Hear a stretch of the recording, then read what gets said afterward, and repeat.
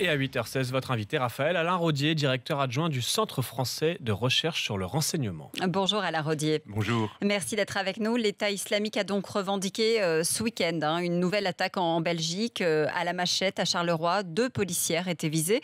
Est-ce qu'on a bien conscience que ça va se multiplier, ce genre d'attaque? Les autorités sont tout à fait au courant, bien sûr, et les observateurs également. Je n'en veux que l'intervention du juge Trévidic qui promet un accroissement des actes de violence, et en particulier il prédit, Marc Trévidic, une année épouvantable. Épouvantable, absolument. Alors, il y a deux sortes d'actions que mène Daesh. Quand il envoie des commandos depuis l'extérieur, on l'a vu avec le Bataclan, les terrasses de café. C'est extrêmement difficile à lutter contre ce type d'action, mais c'est faisable parce qu'en réalité...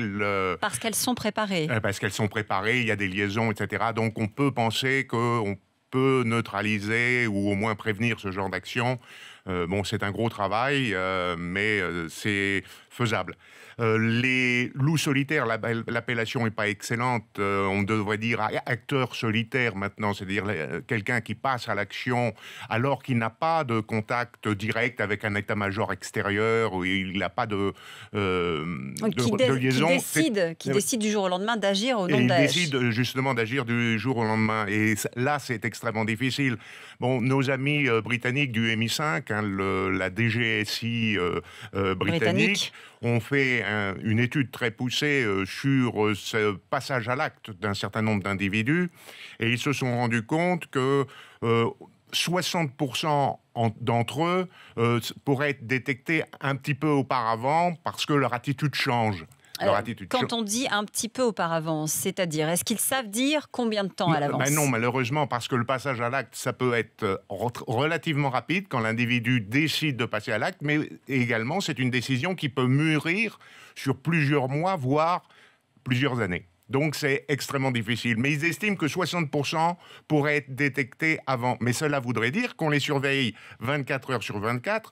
Or, le cas de la Belgique, c'est un individu qui n'était pas du tout repéré pour un radicalisme islamique. Donc, il n'aurait pas, de toute façon, pas été mis en surveillance pour cela. Alors, Marc Trévidic, vous l'avez dit, Alain Rodier prédit une année épouvantable. Sous le joug, dit-il, carrément de la menace terroriste.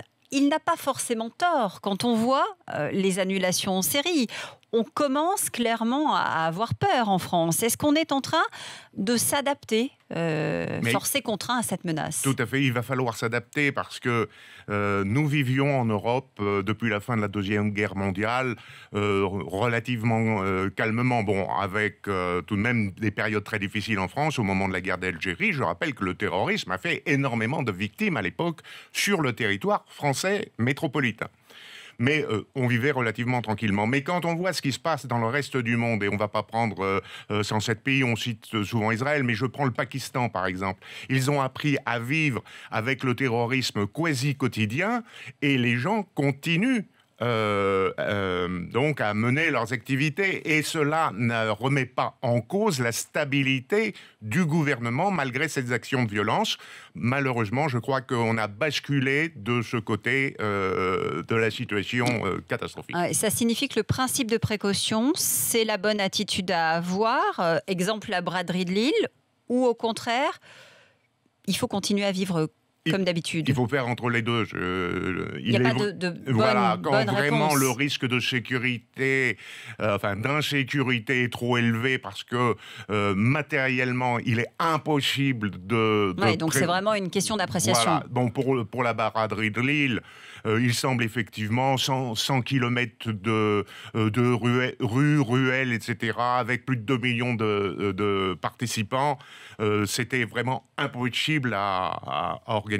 Maintenant, il est vrai d'un autre côté qu'il faudra revenir sur cette organisation parce qu'il faut continuer à vivre, mais avec tout de même un minimum de sécurité. Oui, ça veut dire qu'il va falloir dimensionner les événements en fonction de cette menace, préparer les esprits, faire rentrer beaucoup plus de personnel de sécurité. Par exemple, pour la braderie, on en parlait ce matin sur RMC, il va falloir faire en sorte qu'elle s'adapte à cette menace, qui est beaucoup plus de monde pour encadrer tout ça. Oui, mais bien sûr, et en plus, il y a aussi toutes les mesures passives de protection, empêcher les véhicules de monter sur sur le trottoir, ou ça existe déjà d'ailleurs à l'entrée d'un certain nombre d'édifices, il y a des plots, etc., qui sont à demeure.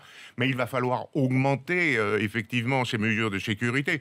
Bon, pour reprendre aussi des gens qui sont très formés à ça, les Israéliens arrivent à faire des grandes manifestations festives. Vraiment, d'ailleurs, c'est une des spécialités israéliennes, mais ils ont une sécurité renforcée. Je prends qu'un exemple. Pour barrer des routes, eh bien, ils s'embêtent pas.